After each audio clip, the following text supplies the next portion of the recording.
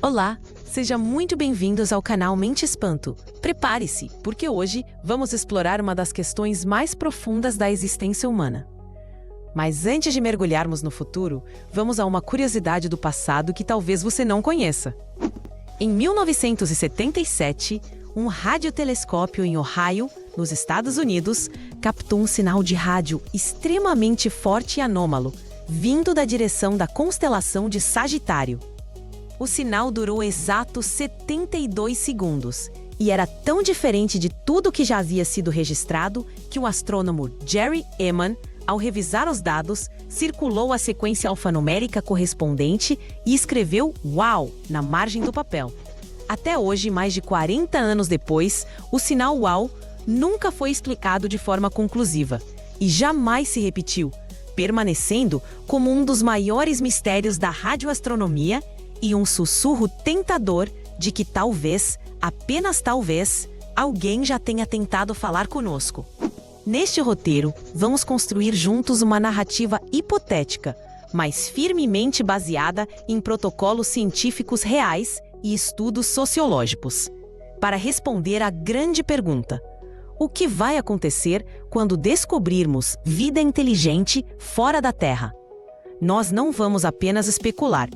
Vamos seguir o passo a passo de um plano que já existe, criado por cientistas para lidar exatamente com essa situação. Vamos desvendar os 8 estágios do protocolo de pós-detecção do SETI, a organização dedicada à busca por inteligência extraterrestre. Exploraremos desde o momento da descoberta acidental, por um jovem cientista, até a reação global, as decisões políticas, as interpretações religiosas e, finalmente, a questão mais perigosa de todas: devemos responder?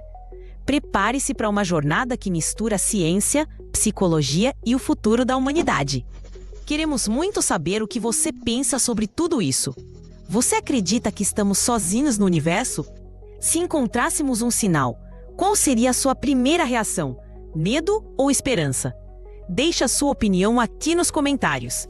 Nós lemos atentamente o que vocês escrevem e, sempre que possível, respondemos a todos os comentários, pois a sua perspectiva enriquece imensamente essa conversa sobre os grandes mistérios do cosmos. A nossa história começa não com uma grande fanfarra, mas no silêncio de um observatório, em um futuro próximo e perfeitamente plausível. O ano é 2030. A humanidade já descobriu milhares de exoplanetas, alguns deles rochosos e localizados na chamada zona habitável de suas estrelas, onde a temperatura permite a existência de água líquida. A busca por vida, no entanto, ainda é um jogo de paciência cósmica. Em Santiago, no Chile, um estudante de doutorado da Universidade do Chile analisa dados do Atacama Large Millimeter Array, ou ALMA, um dos radiotelescópios mais poderosos do planeta, situado no alto dos Andes. Seu projeto de pesquisa não tem nada a ver com alienígenas. Ele estuda rajadas rápidas de rádio, fenômenos cósmicos breves e de alta energia. Mas em meio a terabytes de dados coletados 3 dias antes, algo chama sua atenção. Não é uma rajada, é um sussurro, um sinal persistente, com duração de quase 30 minutos. Ele está centrado em uma frequência muito específica, 1420 MHz, a famosa linha de emissão do hidrogênio. Os astrônomos às vezes se referem a essa frequência como o poço de água cósmico, a faixa de rádio mais óbvia para qualquer civilização que conheça a física básica usar para se comunicar, pois o hidrogênio é o elemento mais abundante do universo. Mas o que torna o sinal verdadeiramente impossível de ignorar é a sua estrutura interna. Ele não é um ruído caótico, é uma sequência de pulsos claros e matematicamente perfeitos. Com um programa de computador simples, o aluno identifica o padrão: 2 pulsos, depois 3, depois 5, 7, 11, 13 e assim por diante. É uma contagem de todos os números primos em ordem crescente. Nenhum fenômeno astrofísico conhecido, nenhuma pulsar, nenhum quasar, nenhuma magnétar. produz uma sequência de números primos. Aquilo é deliberado. É um sinal de inteligência. Sem saber o que fazer, ele anexa o arquivo a um e-mail para seu orientador com um assunto deliberadamente casual. Professor, pode dar uma olhada nisso quando tiver um tempo? Alguns dias depois, o professor, um astrônomo experiente, abre o e-mail. Ele espera encontrar um erro de calibração, uma interferência de um satélite ou talvez um novo tipo de fenômeno natural. Mas após horas de análise, ele sente um calafrio. O sinal é limpo demais. A matemática é inequívoca.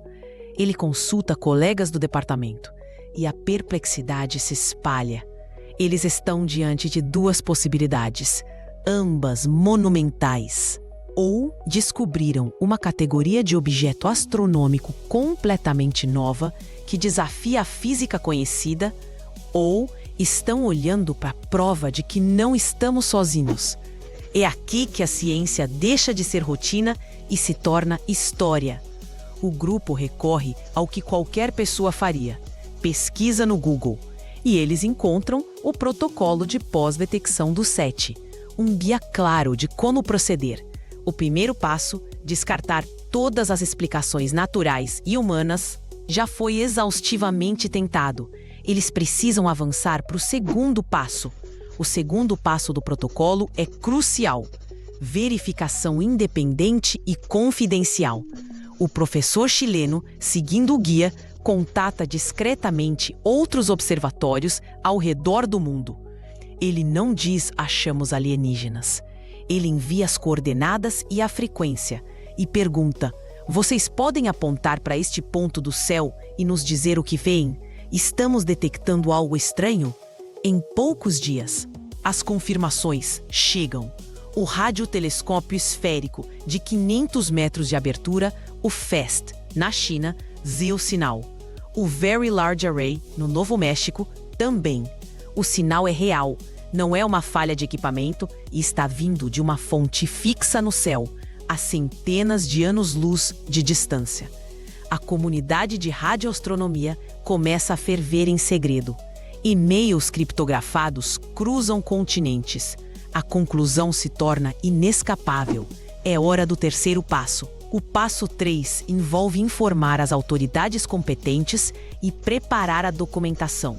A União Astronômica Internacional, a UAI, o órgão que governa a astronomia mundial, é oficialmente notificada. Uma equipe de especialistas é montada para redigir um documento técnico detalhado sobre o sinal, sua força, sua estrutura, sua origem no céu, tudo. Cópias digitais e físicas dos dados brutos são feitas e armazenadas em múltiplos locais seguros ao redor do globo. Pense nisso. Aqueles dados se tornaram o artefato mais importante da história da humanidade. Simultaneamente, o Escritório Central de Telegramas Astronômicos da UAI, uma entidade que realmente existe, prepara um comunicado oficial. Mas para quem eles enviam o telegrama mais importante da história? O protocolo indica que a notificação deve ser feita ao Secretário-Geral das Nações Unidas. O conhecimento da existência de vida extraterrestre agora está prestes a se tornar uma questão geopolítica. No dia 17 de janeiro de 2030, na sede da ONU em Nova York, um comunicado chega à mesa do secretário-geral. Não é sobre um conflito ou uma crise climática. É da União Astronômica Internacional, informando sobre a detecção de um sinal de provável origem extraterrestre inteligente. A palavra provável é usada como rigor científico, indicando um nível de confiança altíssimo, mas não a certeza absoluta. A ONU começa a planejar como e quando fazer o anúncio global. Mas no mundo hiperconectado, segredos dessa magnitude não duram. Antes que a ONU possa organizar uma conferência de imprensa, o governo chinês, ciente de que seu próprio telescópio FAST foi fundamental na confirmação, decide tomar a dianteira. Em um anúncio que choca o mundo, a agência de notícias estatal de Pequim anuncia que a China detectou a primeira evidência de uma civilização de fora da Terra. A corrida espacial do século XXI não é para a Lua, é pela autoria da maior descoberta de todas. Horas depois, a ONU e a UAI são forçadas a corroborar a notícia. E o passo 4 do protocolo, o anúncio público, é concluído de forma caótica. O mundo muda para sempre. O 5º passo do protocolo é colocado em prática. Todos os dados relacionados ao sinal são liberados publicamente.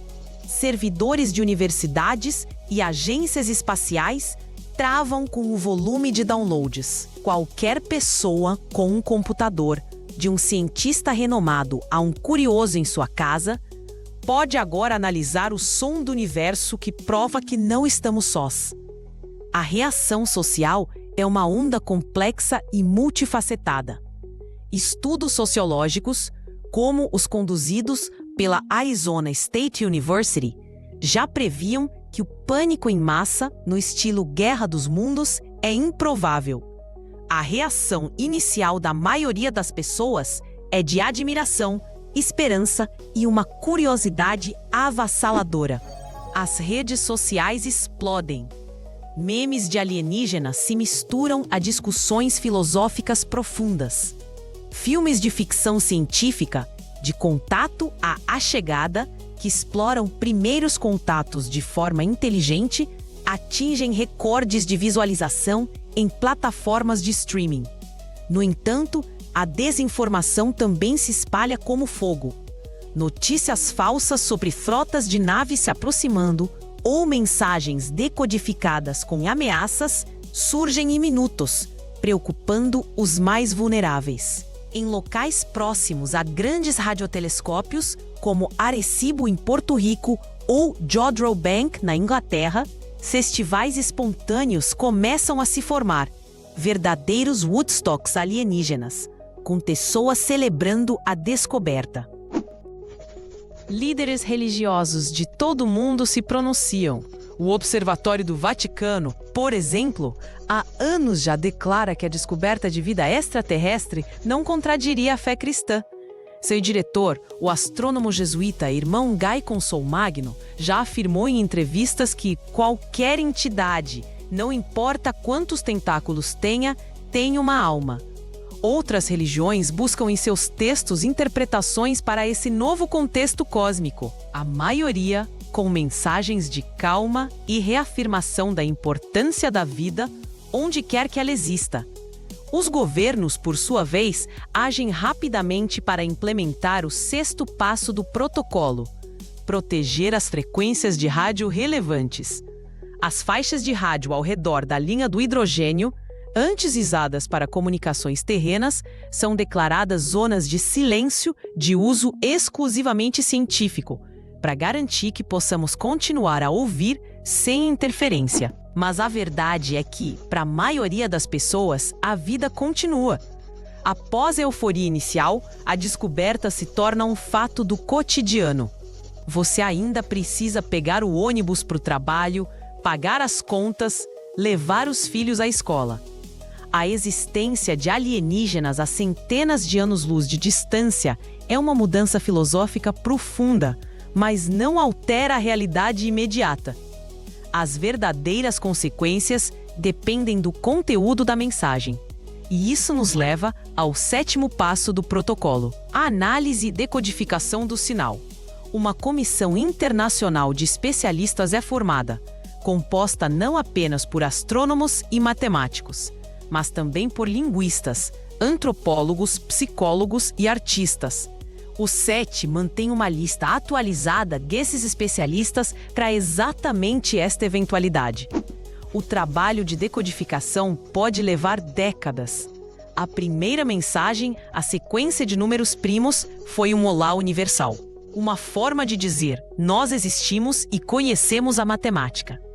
Mas pode haver mais camadas, informações codificadas na modulação dos pulsos ou na polarização das ondas de rádio.